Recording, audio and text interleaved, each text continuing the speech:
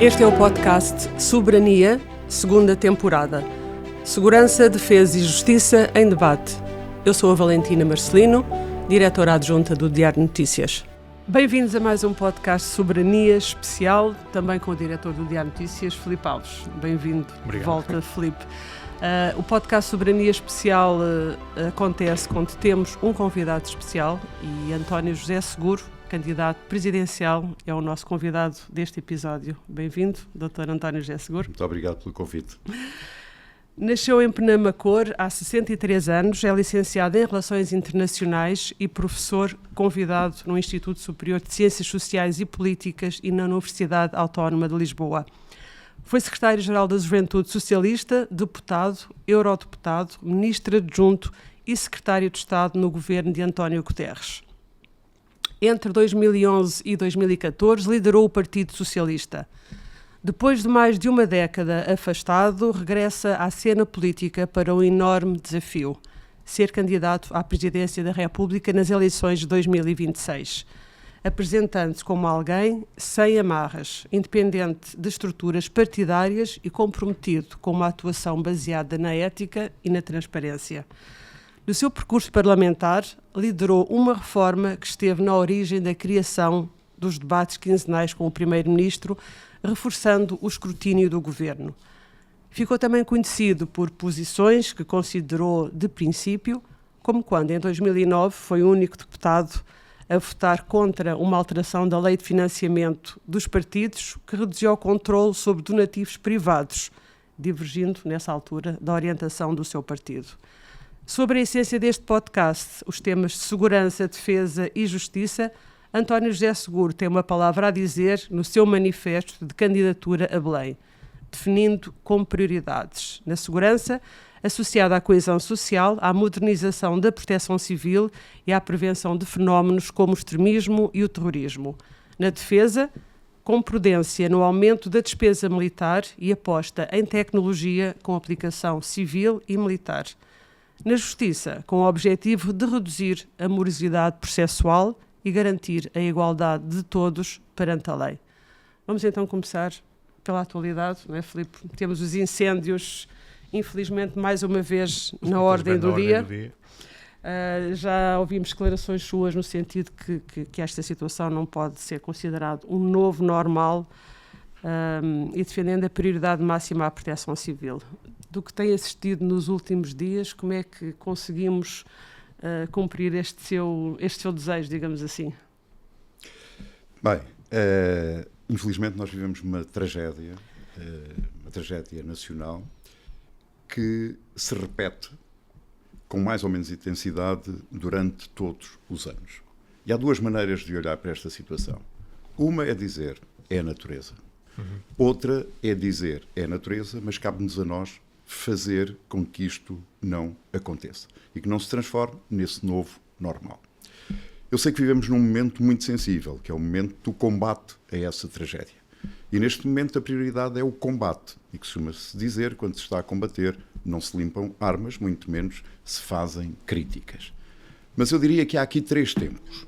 Há um primeiro tempo de ainda poder fazer algo que possa evitar tantos incêndios.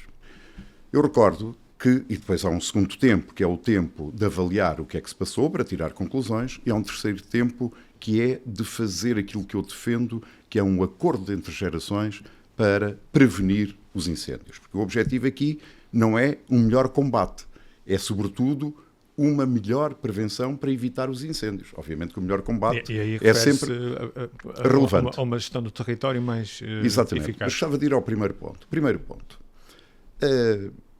Geralmente ali para a altura da primavera, as forças policiais, a polícia judiciária, têm um conjunto de potenciais incendiários referenciados. E começa a conversar com eles, de alguma certa, a ter uma vigilância. Mas é impossível ter uma vigilância homem a homem. Então nós precisamos de ter consciência e de perceber que essas pessoas precisam de ser vigiadas.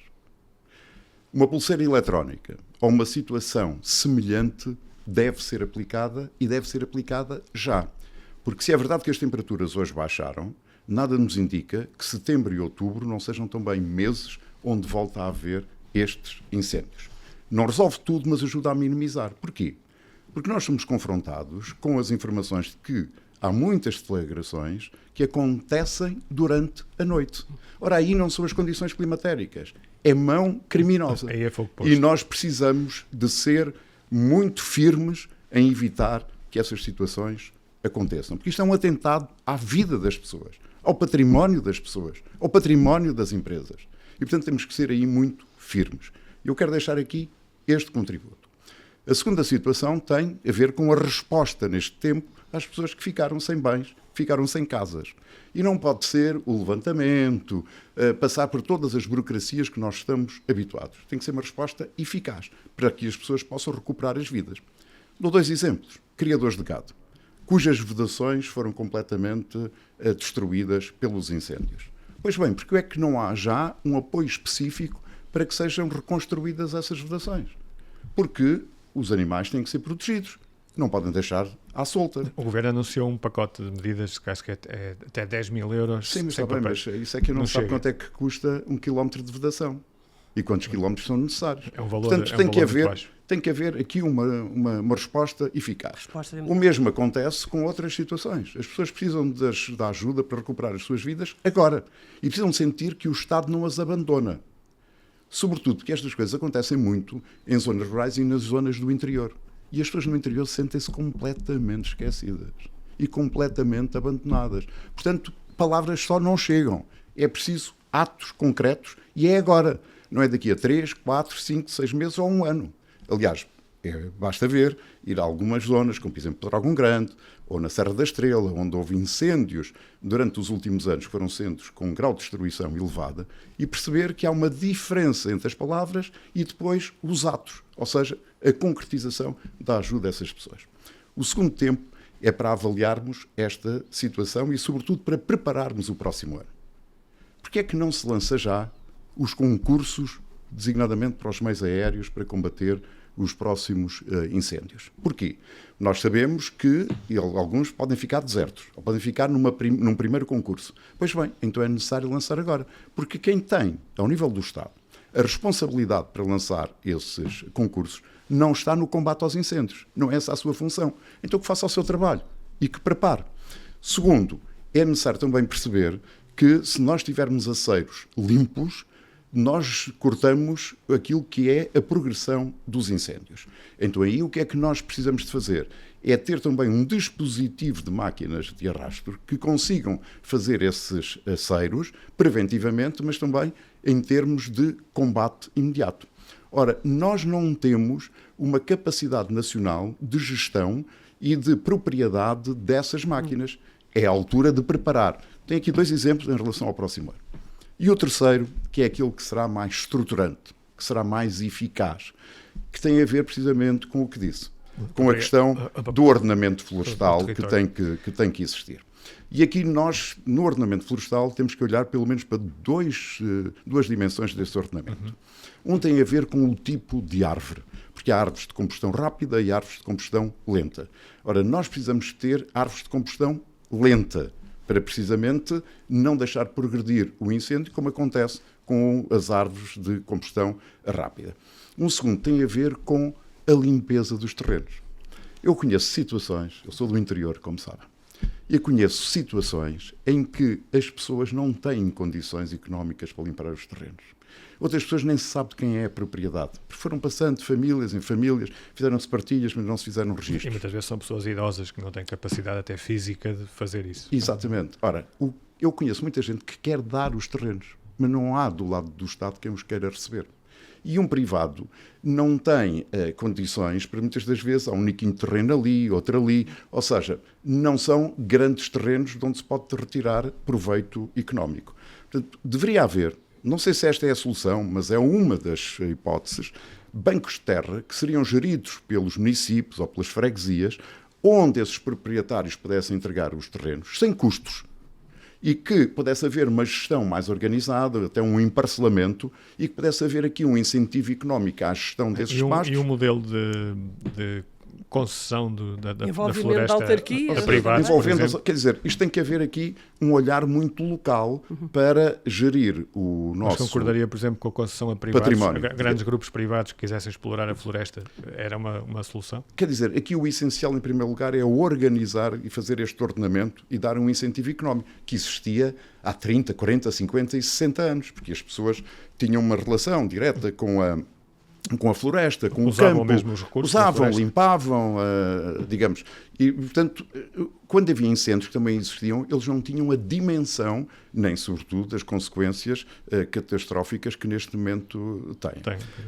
Referiu aí uma coisa, Filipe, muito relevante que tem a ver com a maneira como as pessoas atacam os incêndios. Felizmente que estão cá imigrantes.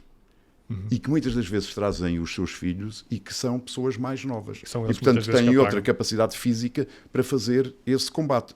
Porque o nosso interior está muito envelhecido. Há muitas casas completamente ao abandono. E é inaceitável que o interior só tenha voz quando há incêndios, quando haja desgraça. E fazia sentido também, por exemplo, investir numa guarda florestal, como existia antigamente? Quer dizer, há muitos relatórios, há muitas recomendações, há muitas soluções. A ideia do Pacto de Gerações tem a ver com colocar essas ideias, essas propostas, essas sugestões todas em cima da mesa e haver um compromisso do país entre os atores institucionais, os atores políticos, os atores sociais, os atores económicos, as autarquias, os especialistas nesta matéria e fazermos um pacto para evitar que este seja o novo normal. Porque há uma dimensão aqui que é criminosa. E aí a justiça e as forças de segurança têm que agir. Mas há uma dimensão de combate a estas alterações climáticas que nos compete a todos nós. E todos nós temos, por mais pequenino que seja, um papel a desempenhar. E, ora, é essa construção que leva gerações a fazer e que leva mais tempo. E por isso eu falo nestes 3 tempos. O já, o para o ano e aquele que exige mais tempo, mas que é mais estruturante. Deixa-me perguntar uma coisa. Com certeza tem conhecimento que existe, foi criado em 2000, depois de 2017, o chamado Plano de Ação para a gestão dos fogos, dos incêndios rurais, que é coordenado pela Agência de Gestão Integrada de Fogos Rurais, a AGIF. Eles têm todo um plano de ação com uma série de medidas a montante e principalmente prevenção. Nestes anos já conseguiram que o investimento em prevenção já superasse o investimento no combate. No entanto, há um conjunto de medidas que carecem de intervenção do Governo e da Assembleia da República para conseguirem avançar. Enquanto Presidente da República, seria aqui uma matéria em que daria especial atenção no sentido de pressionar o Governo a levar todas estas medidas necessárias por diante? O Presidente da República, como bem refere, não governa. Eu sei, não é? sim. Mas exerce a sua magistratura, exerce o seu papel de mediador, de inspirador e, sobretudo, de definir agendas que resolvem os problemas a mais médio prazo no sentido da sua resolução estrutural. Ou seja, desse ponto de vista, eu considero que é essencial que haja uma discussão séria e profunda sobre a estrutura de prevenção, a estrutura de combate aos incêndios. Porque, reparar, já estão outra vez na praça pública as discussões se esta é a melhor estrutura, se não devia ser outra estrutura, como é a articulação entre as estruturas, entre a Autoridade de Proteção Civil, a AGIF, os bombeiros, as autarquias, se deve ser uma coordenação nacional, deve ser uma coordenação regional, se subregional. Bem, eu, para ser sincero, já estou um pouco cansado dessa conversa, não é? Porque, infelizmente, aquilo que é essencial, que é o problema, que é não haver incêndios, esse não se resolve. Portanto, eu diria que nós temos que ter uma conversa séria e o Presidente da República tem um papel, que é um papel discreto, mas é o papel mais eficaz para que, de facto, este não seja o novo normal. E há uma área onde o Presidente da República tem um papel muito importante, que é o da defesa. Aliás, é o Comandante Supremo das Forças Armadas. Nesta discussão que tem havido em torno do aumento do investimento na defesa, tem defendido que é necessário haver alguma cautela e que é mais importante investir bem do que investir muito.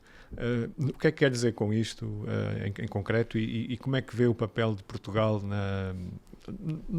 a nível de defesa internacional? Devemos ser um país mais atlântico, mais virado para o mar, ou também um país com uma forte preocupação também de apoio à NATO no flanco leste, por assim dizer, claro, no continente?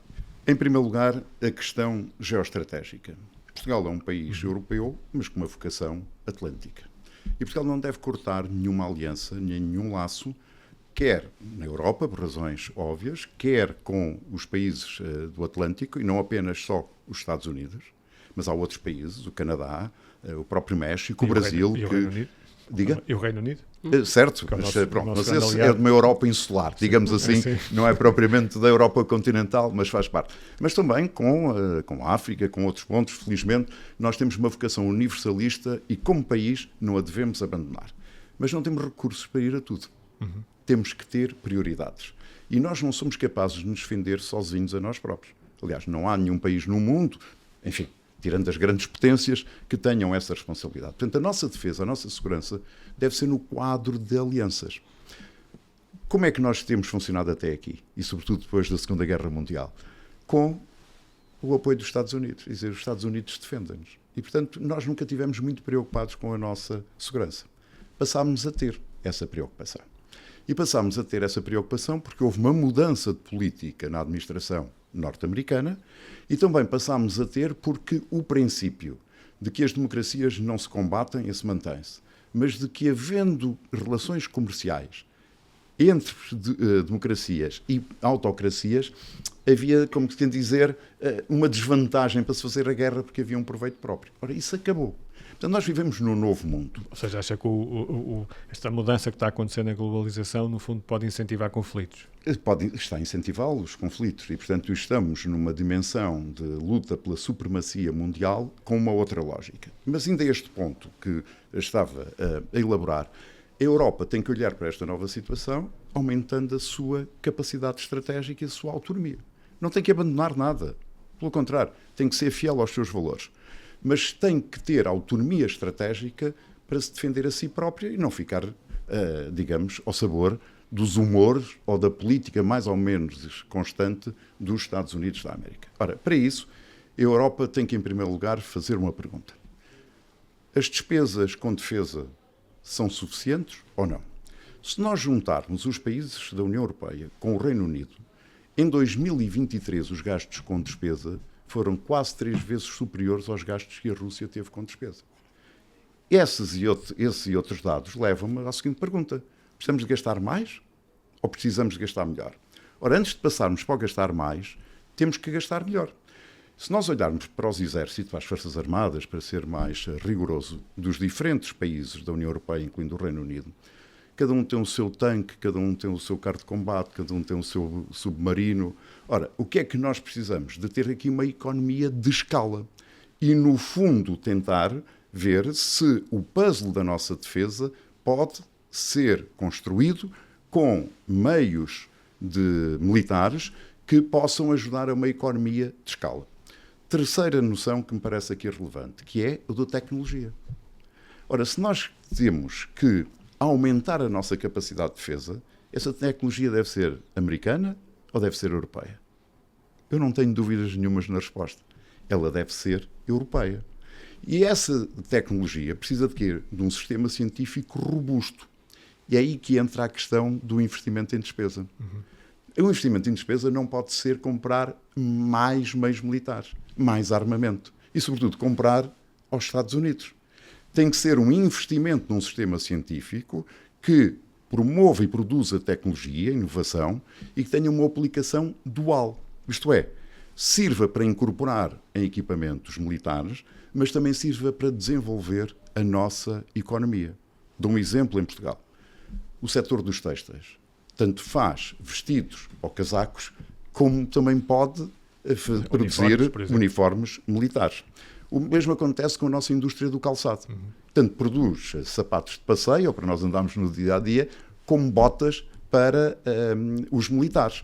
O mesmo acontece com infravermelhos, com sensores, com detectores de vigilância, ou seja, há uma certa tecnologia. E esse investimento aí tem essa aplicação dual. Ora, a Europa, e Portugal também, precisa de aumentar a sua competitividade. E, portanto, é neste conjunto, a geopolítica e onde Portugal se deve afirmar. 2, uma afirmação europeia de autonomia estratégica que promova a tecnologia e que evite este jogo que o Trump está a fazer e que é muito simples. Os senhores têm que aumentar o vosso orçamento em despesas. E comprar americano. Mas para comprar americano. Foi isso que ele negociou com as tarifas.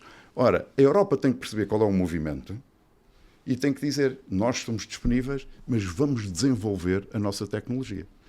Portugal vai ter que se confrontar com opções dessa natureza. E eu sei que Portugal, eu termino já, peço desculpa, eu sei que Portugal tem muitas das vezes a tendência para o curto prazo e para respostas sem perceber a consequência que tem no longo prazo. Esta é uma matéria que precisa de ser olhada, pensada, até porque o país e a Europa não têm recursos para fazer apenas gastos militares. Tem recursos para fazer investimento. É isso que eu lhe ia perguntar. É a despesa inteligente. É que neste momento há uma certa boa vontade a nível de regras europeias em que esses investimentos vão ficar fora dos critérios que têm que ser cumpridos. Mas isto, ninguém nos diz que daqui a 4, 5 anos não possa ser revertido e que, de facto, os Estados tenham que fazer cortes no Estado Social para financiar este investimento. Eu ia perguntar mesmo, e se acredita que é possível, por exemplo, este ano, para gastar os 2%, estamos a falar de 6 mil milhões de euros. Até 2035 serão 5%, embora há quem diga que nunca vamos chegar até aos 5%. Acredita que é possível fazer isto sem tocar nos setores essenciais? Não só é possível, como é essencial. Aliás, se nós fizermos uma investigação, percebemos que os países, quando precisam de reforçar o seu investimento em meios militares na sua defesa, não o fazem recorrendo a cortes, fazem recorrendo a outras situações. Aqui eu já dei exemplos. Um é responder à pergunta, gastar melhor ou gastar mais? E não se pode gastar mais sem primeiro se gastar melhor. Segundo, é investir. Ora, a despesa em investimento não é uma despesa que fica ali, quer dizer, é uma despesa reprodutiva e que tem impacto na nossa economia. Portanto, se nós gerarmos mais riqueza... O desafio é esse, é conseguir que isso aconteça. Porque pois, mas quer dizer... Mesmo comprar europeu, podemos estar a comprar blindados franceses ou alemães. Mas essa é outra das dimensões deste novo conceito de defesa estratégica, que é, no interior da Europa... Perdão. Quem é que produz o quê? Ou seja, isto não é 3 ou 4... Claro, tem que estar distribuído. Nós, em Portugal, temos textas, temos calçados, temos empresas de produção de armamento, por exemplo, em Viana do Castelo, temos drones, eu visitei a TechEver, sei do que falo. Mas nós temos, portanto, que ter uma discussão na Europa que é este novo conceito, esta estratégia, este aumento de defesa, não é só pôr mais dinheiro e pedir aos contribuintes para pôr mais dinheiro no orçamento para a defesa. É ter esta inteligência e, sobretudo, perceber que ela pode ter esta aplicação dual na defesa e na economia.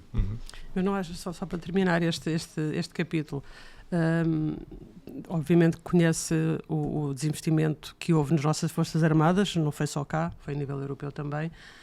Acha que é possível avançar já para esse tipo de investimento, por exemplo, das tecnologias, sem responder a necessidades básicas que têm as nossas Forças Armadas neste momento? Vamos lá ver. Portugal, infelizmente, tem muitas necessidades e muitas carências. Nós, apesar de ter havido no último ano, salvo erro, em que há dados estatísticos, um aumento das pessoas que se candidataram para entrar, aliás, penso que até a informação dada pelo Diário de Notícias, segundo eu me recordo, isso é positivo. Mas nós temos que valorizar a condição militar e dignificá-la, não é só valorizar. É que é tudo muito bonito, mas sem pessoas e sem militares não faz nada. E sem recursos. Sim, mas aí o país tem que fazer uma opção. Quer dizer, um país com tantas necessidades tem que definir prioridades. E para mim é muito claro. A vida e a segurança dos portugueses e a soberania do país é uma prioridade. E, portanto, é aí que nós temos que começar. E ter a coragem de dizer não é prioridade, porque é um assunto secundário perante a defesa da vida e do território nacional. A Lei de Programação Nacional, de Defesa Nacional, onde tem havido grandes consensos, é um quadro de referência muito importante e que o Presidente deve estar atento e deve estar vigilante. Mas tem que ser cumprido, tem que ser executado, era aquilo que referia. Quer no seu calendário, quer nos seus meios. E eu considero que, sem prejuízo de outras áreas e de uma avaliação mais rigorosa e de informação que, como candidato, não disponho, mas como Presidente, se vier a merecer a confiança dos portugueses, naturalmente exigirei essa informação, eu julgo que vale a pena olhar para as nossas capacidades de defesa aérea e naval, onde precisamos, porventura, de fazer aí um investimento maior. tendo em atenção, aliás, que esses dois territórios têm uma dimensão e uma vastidão muito maior do que o território, digamos, terrestre do nosso país. Depois, como Presidente, eu bem sei, eu tenho muito claro, o Presidente não governa, mas é o Comandante Supremo das Forças Armadas. Exato. E para mim isso não tem apenas um valor simbólico. Quer dizer, não me vou meter naquilo que são as competências dos nossos militares, que são, aliás, credíveis, competentes e de um amor à pátria incrível.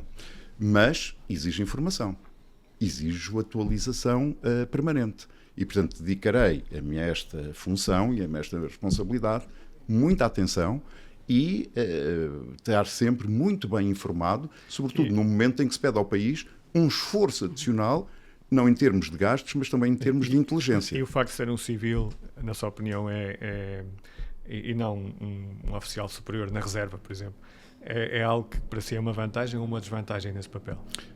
Do ponto de vista do exercício da função presidencial, a sensibilidade política, o sentido de Estado, o dever institucional, são para mim 3 fatores essenciais. Uhum.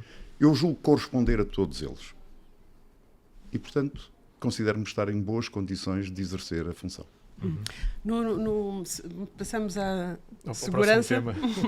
No domínio das percepções, no que diz respeito à segurança, onde é que está? Nas percepções ou acredita nas estatísticas oficiais, em termos da criminalidade? As estatísticas são elementos importantíssimos e que nos dão, digamos, uma imagem da realidade, mas não captam tudo. Alguém uma vez disse que para sabermos a verdade temos que torturar as estatísticas, não é? Porque, não conhecia essa não é? frase. Alguém um dia disse, eu confesso que não sei quem é o autor, mas tem isso e, portanto, esse é um elemento relevante. Mas há estatísticas que não captam outras situações. Eu recordo de uma pessoa recentemente com quem me cruzei e que foi vítima de uma tentativa de um assalto durante o dia. Telefonou para a polícia e a polícia perguntou-lhe: entraram dentro de casa ou não? Não. Então escusamos de ir aí. Essa não é uma estatística que não existe. Isto é um caso isolado? Não é um caso isolado. Infelizmente, no contacto do dia-a-dia eu tenho sentido... Há situações que não entram nas estatísticas. Não entram nas estatísticas. E também tenho sentido percepções. As pessoas sentem-se mais ameaçadas, as pessoas sentem-se mais intranquilas. Isto não é em todas as zonas do país. Mas acha que isso é um bocadinho fruto também de desinformação, eventualmente, ou sente que o país está mais inseguro? Não, o que eu sinto é o que as pessoas me dizem. Okay. Eu posso falar sobre isso. Uhum. O país sempre foi um país muito dual, com situações diferentes. Quer dizer, uma pessoa pode estar a ouvir aqui nessa conversa e dizer, não, eu na minha rua e faço a minha vida normal, não sinto nenhuma diferença. Uhum. Mas eu conheço muitas pessoas que se me dirigem e que me relatam situações, umas que aconteceram e outras de percepção de insegurança. Okay. E nós temos que dar tranquilidade e segurança às pessoas. Só há liberdade se as pessoas viverem em segurança. E, portanto, esta é uma preocupação. E é uma preocupação que todos nós devemos contribuir para isso. Eu sei que a comunicação social, enfim, porventura terá mais audiências se der notícias de crimes, notícias de insegurança, notícias de violência. E, no entanto, haver mais ações da polícia dissuasoras e até que evitaram essas situações.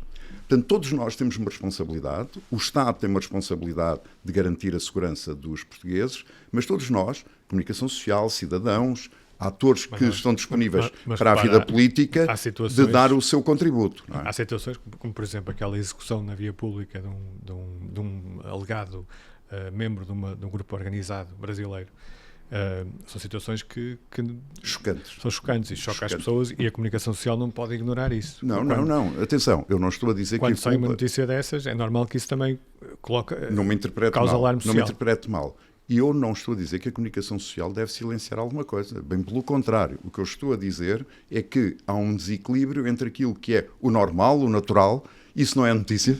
E aquilo que são as situações anormais, e essa é chocante, que refere, são notícia. Portanto, o que eu estou a dizer é que todos nós temos que ter uma responsabilidade em relação às percepções.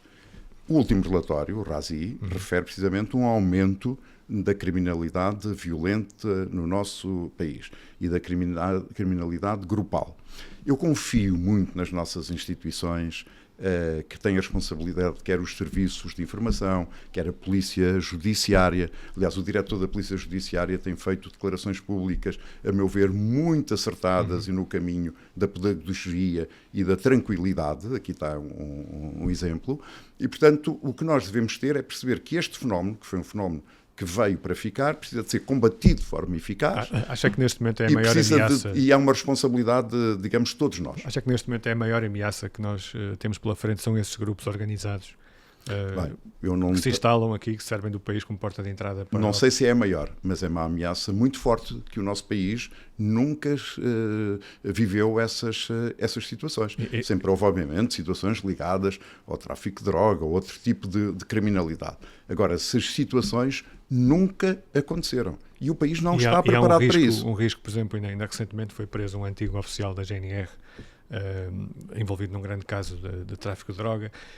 Acha que há o risco acrescido, por exemplo, desses grupos que são, no fundo, são multinacionais do crime, infiltrarem-se nos tribunais, infiltrarem-se nas forças de segurança e até na classe política? Eu espero que não. Faz parte de um Eu espero e desejo que não. É assim que eles atuam. Eu espero e desejo que não, e espero que este seja o tempo em que, ou melhor, enquanto é tempo de acabar e de sermos muito eficientes e eficazes. Aqui tem mais um exemplo que é de soberania, e nas questões de soberania nós devemos estar todos juntos.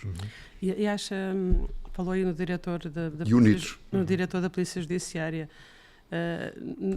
falou um bocadinho nas percepções que as pessoas lhe transmitem, também sente percepções que relacionam aumento de imigração com a criminalidade violenta? Não. O que é que pensa sobre isso? Não, quer dizer, para mim o crime não tem cor nem tem língua. Portanto, crime é crime. Precisa de ser, em primeiro lugar, prevenido e depois combatido. Eu não considero que existe essa ligação. Aliás, eu penso que o diretor da Polícia Judiciária disse isso, penso que foi no Parlamento, mas não tenho a certeza, que também não confundam imigrante com estrangeiro. Claro. Isto é, com pessoas que organizadamente entram no nosso país, que vivemos num espaço Schengen e que cometem esse tipo de crimes. Mas não faço qualquer ligação. A questão da imigração é outra e que tem outro tipo de consequências. Nós, em primeiro lugar, não temos só uma imigração de uma natureza. Temos uma imigração rica, que traz consequências ao nível, por exemplo, da habitação e da compra de casas e do valor que essas casas têm, e também com consequências noutros setores, como, por exemplo, da restauração.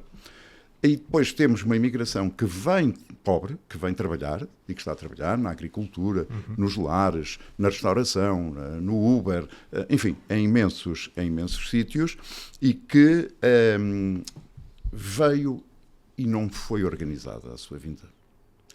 E, portanto, isso tem vantagens, segurança social, o dinamismo económico, o substituir mão de obra, que nós não temos.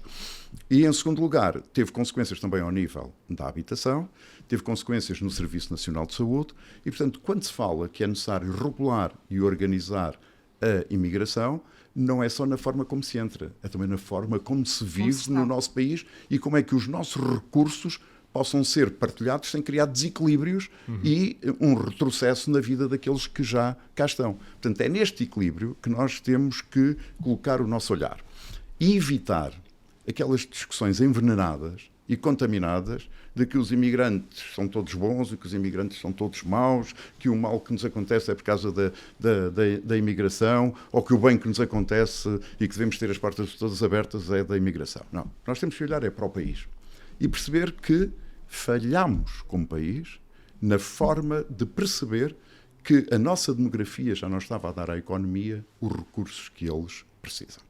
Mas aí temos de ter também uma conversa muito séria e acabar com esta paz podre. Será que a economia não é capaz de se perguntar a si própria se é capaz de produzir melhor com menos mão de obra e com melhores salários? com mais cérebros e com menos atividade manual? Porque aquilo Nesses que acontece setores, e os dados... provavelmente é mais difícil. Sim, mas os dados que nós temos é que as taxas de fecundidade também têm vindo a diminuir. E, portanto, estamos a ter um país envelhecido, aliás, com um duplo envelhecimento. A inteligência artificial vai ser decisiva nesse aspecto. Tá bem, mas, quer dizer, mas a política é isso. Mas a E quem imigração aspira a também- governar, não é o meu caso, porque sou candidato a Presidente da foi República. implementado um modelo económico há cerca de Mas 10 está bem, anos que assentava... mas em Portugal fala-se muito e faz-se pouco. Quem nos ouve a falar temos soluções para tudo. Pois, a questão é fazer. Mas tem Portanto, a questão é fazer. E nós o que é que devemos ser? Criteriosos, definir com prioridades e os recursos que temos, dedicá-los ao essencial. Portanto, nós temos que ter um perfil de economia, um perfil de desenvolvimento, do meu ponto de vista, tendo em atenção estas novas dinâmicas. E depois temos outro caso, que é um caso que eu considero chocante. Nós, nas últimas décadas, como país, e as famílias investiram muito na formação das novas gerações. Mas depois o país não cria as oportunidades para eles ficarem cá. E têm que emigrar. Eu não estou contra a mobilidade, acho isso ótimo. Ir lá para fora, conhecer o mundo, vêm outros jovens para cá, esta interação, estas redes, isto é ótimo, é um mundo novo. Outra coisa é a imigração por necessidade. Ora, esses jovens que imigram todos os anos, que são formados em Portugal, vão enriquecer a economia de outro país, mas também a demografia de outros países. E nós precisamos deles cá. Não no sentido de os obrigar, não defendo isso, mas no sentido de criar oportunidades, de melhores salários, de melhor progressão na carreira, de conciliação entre a vida pessoal e a vida profissional. É preciso que quem governa e quem aspira a governar perceba que o mundo que nós temos é um mundo em transição para um mundo novo, com uma outra lógica. E, portanto, aquilo que está à nossa frente, que são a inteligência artificial, que referiu, entre outras dimensões, precisam de ser incorporadas na nova organização económica, social e política. No fundo, um novo contrato social. Sim, eu defendo isso há muito tempo. Chama-lhe novo contrato social, chama-lhe refundação, chama-lhe... Nós temos que ter uma conversa séria, porque o modelo que nos trouxe até aqui, neste momento, está a produzir mais problemas do que soluções. E acha que, só para terminar também aqui este capítulo, acha que também falhámos como país na forma como permitimos a entrada massiva de imigrantes e a forma como os integramos e as consequências que isso acabou por ter, nomeadamente no crescimento da extrema-direita? Vamos lá ver. Aquilo que eu acho é que esses fluxos todos que evidenciam produziram consequências negativas. E produziram consequências negativas nos setores que nós já falámos aqui e também consequências positivas. E, portanto, se tivéssemos preparado e organizado e regulado essa situação de uma forma diferente, naturalmente tínhamos aumentado as vantagens e reduzido aquilo que são as desvantagens. Nós não podemos dizer às pessoas, venham, e depois agora instalem-se. Eu sempre defendi que nessa organização e nessa regulação, o empresário que suscita que venha uma mão de obra imigrante deve criar as condições, designadamente, por exemplo, de alojamento, para que essas pessoas possam estar. Aliás, eu cheguei a defender, há meses, um sistema muito simples. Imagine uma aplicação na internet entre Portugal e os países com quem mantemos relações diplomáticas, em que os empresários se inscrevem e dizem eu preciso de 4 trabalhadores para a apanha da cereja, eu preciso de 10 pessoas para a construção civil, e do lado de lá há as pessoas que aspiram a vir para Portugal e que preenchem estes requisitos. Sabem qual é o contrato, sabem quais são as condições. Mas não se faz... E o que é que acontece? Isso é o que faz, por exemplo, o Canadá, por exemplo. Sim, mas nessa aplicação, as entidades públicas, não é?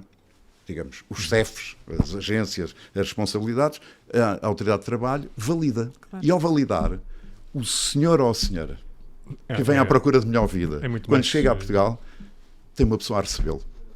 Tem um estatuto. E é enquadrado. Parece simples. Não, mas é tão simples que não percebo porque é que não se fez. Sim. Segundo... Mas acha que aquele modelo económico tem foi que se implementado... explicar, tem que aprender a nossa língua, acho que isso é uma questão essencial e que ajuda à integração, e tem que perceber quais são os nossos valores civilizacionais e os nossos valores como comunidade. Isso é o que fazem países como o Canadá e outros. Mas isso chama-se organizar, integrar, no fundo era seguir modelos que já existem noutros sítios. Acolher, quer dizer, nós somos um país de imigrantes. Durante a década de 60... E passámos a ser. Quando julgávamos que isso estava, digamos, resolvido, passámos a ter. Portanto, a dignidade humana é uma coisa que não se pode só exigir a nós próprios. Mas houve ali uma decisão política, portanto, tomada por volta de 2015, de implementar um modelo económico assente na vinda de mais pessoas para trabalhar e a economia cresceu graças à força do mercado de trabalho. Acha que esse modelo foi de facto a melhor opção ou era possível fazer as coisas de outra forma? Se eu fosse comandador político ou se fosse um agente do debate partidário, eu teria o maior gosto em responder a essa questão. Mas eu sou candidato a Presidente da República. Percebi. Temos aqui ainda tempo para o tema da justiça. Da justiça, que é muito importante, não é? Que em termos de soberania é muito importante. Aqui na sua... Como é que usaria os seus poderes para reforçar a eficiência na justiça? Ao tema da morosidade, não é? Da morosidade, por exemplo, não é? Tantos poderes que o Presidente da República precisa de ter nos próximos tempos. Talvez seja o próximo mandato do Presidente da República um mandato mais exigente e mais sensível. Em primeiro lugar, a justiça é um pilar essencial da soberania, precisa de ver preservada a sua independência. E esse, para mim, é um ponto assente. Portanto, o Presidente da República não dá ordens aos agentes da justiça. Em segundo lugar, há problemas que persistem na justiça. Referiram a questão da lentidão da nossa justiça e da morosidade. Nós precisamos perceber se isso é um problema de falta de meios, se é um problema processual, se é um problema de gestão e de organização do próprio sistema. E essa conversa não pode ser uma conversa na praça pública. É uma conversa discreta, mas eficaz. Eu sei que, em termos de opinião pública, o que é mais visível e o mais apetecível são os crimes. Mas nós temos todas as outras áreas da justiça, a administrativa, a fiscal, sim, a civil, que diz diretamente à nossa economia, às nossas empresas, tem um às nossas pessoas. Tem uma morosidade brutal. Brutal. É. Portanto, um empresário, um investidor, quer dizer, olha para um país e diz como é que é em termos políticos, há estabilidade ou não há estabilidade? E depois faz um percurso em termos de relação com a administração e também com a justiça. Ora, a nossa justiça não é incentivadora de quem é empresário ou de quem quer investir. Talvez o grande risco, neste momento, para quem investe. Pronto. Portanto, nós precisamos de dar respostas a estes problemas e aí nós precisamos de diminuir o tempo médio das pendências. Eu não sei neste momento, com rigor, qual é o tempo médio das pendências, por exemplo, no Supremo Tribunal Administrativo. Mas dizem-me que nos tribunais administrativos, mas que são de anos e anos que estão lá. Ora, isso é incompatível com a necessidade de decidir e com a necessidade de agir. Outro exemplo tem a ver com a violação do segredo de justiça, que recorrentemente vem à praça pública. Nós temos que introduzir aqui uma rastreabilidade. E, se não formos capazes de inovar para fazer melhor, ao menos que devemos copiar aquilo que já se faz bem em alguns países, designadamente na Holanda e designadamente na Alemanha. Portanto, na justiça, o método não é diferente. Quais são os problemas? Quais são as soluções? Não afastar ninguém de dar os seus contributos e depois dar os meios e responsabilizar. Porque tem que haver responsabilização. Pode ser preciso uma revisão da Constituição? Para fazer isso, não creio. Eu não creio que o problema do nosso país esteja nas leis, muito menos na lei fundamental. O problema do nosso país está na falta de coragem política, na falta de executar aquilo que as pessoas assinam e aquilo que as pessoas decidem e não propriamente na legislação. E como é que vê esta discussão que tem havido em relação ao Tribunal Constitucional, a forma como esta decisão recente em relação à mudança na lei da imigração?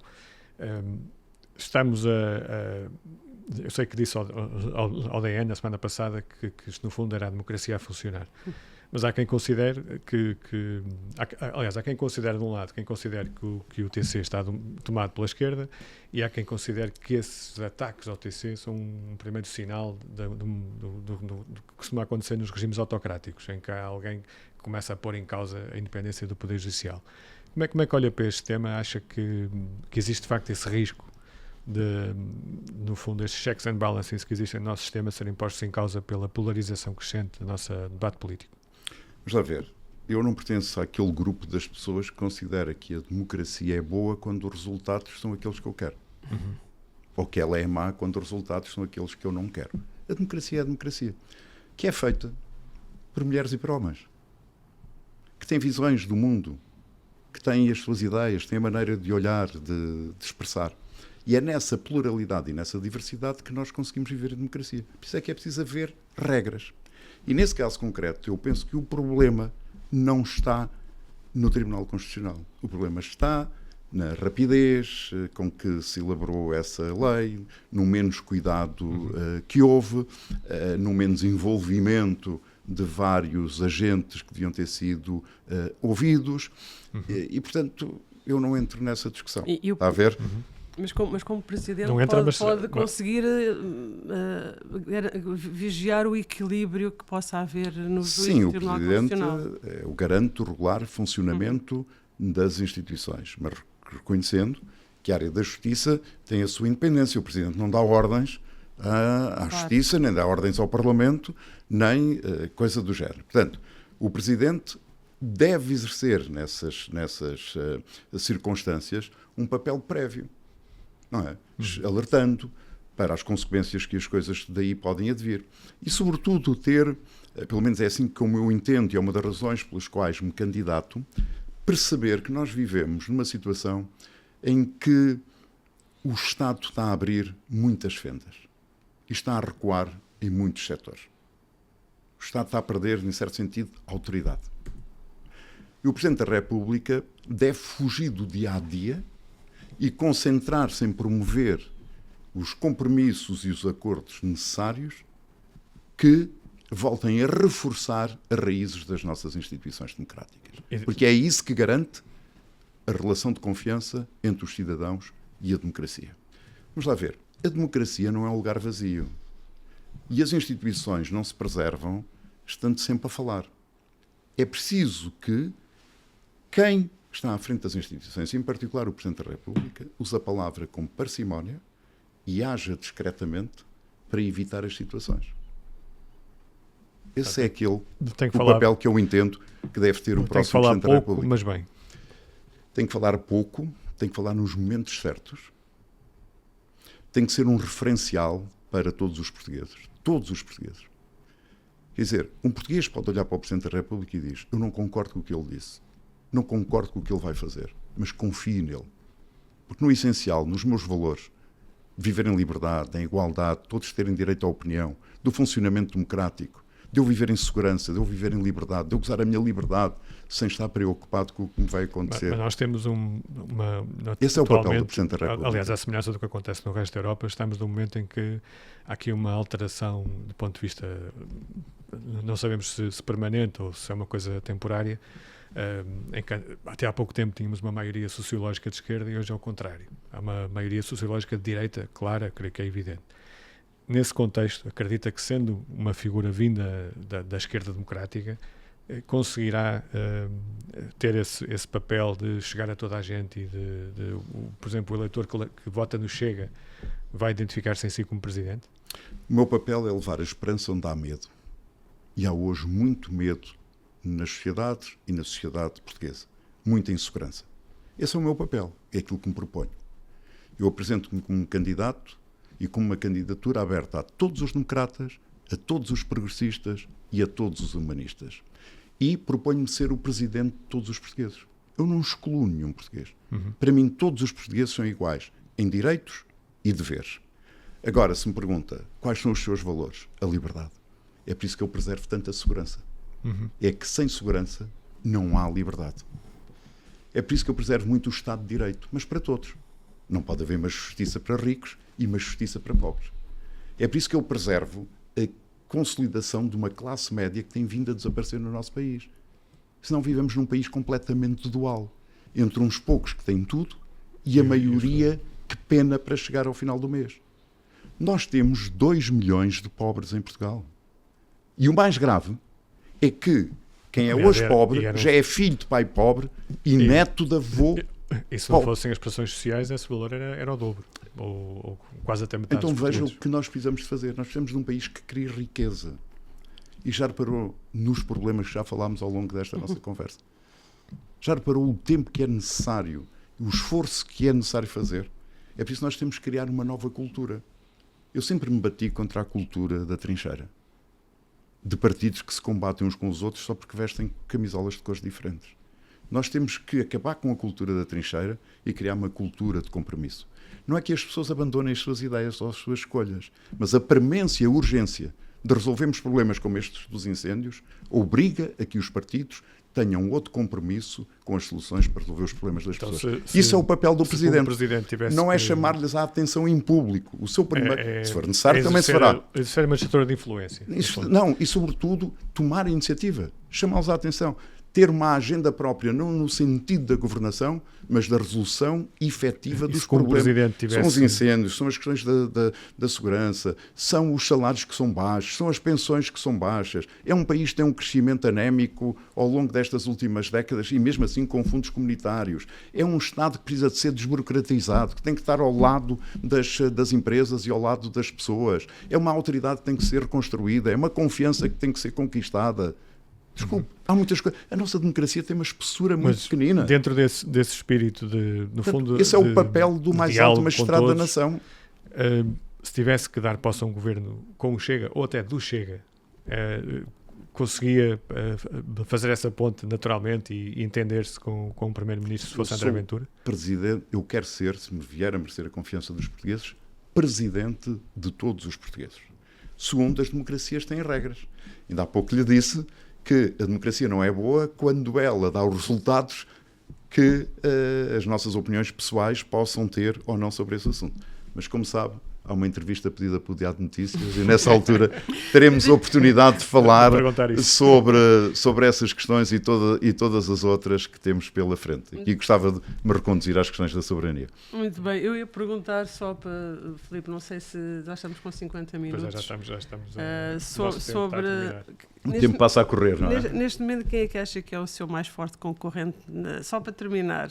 Não vai responder nada sobre Nós já estava a quebrar um critério e estava a favorecer. Muito bem, aguardamos então pela próxima entrevista ao Diário de Notícias, especificamente sobre as presidenciais e sobre política. Muito obrigada, Dr. António José Seguro, pela sua presença. Foi um gosto e muito obrigado pelo convite. Foi um gosto também ouvi-lo falar sobre estes temas da soberania. Foi mais um podcast Soberania Especial. Até à próxima. Obrigado ao Rui Rodrigues.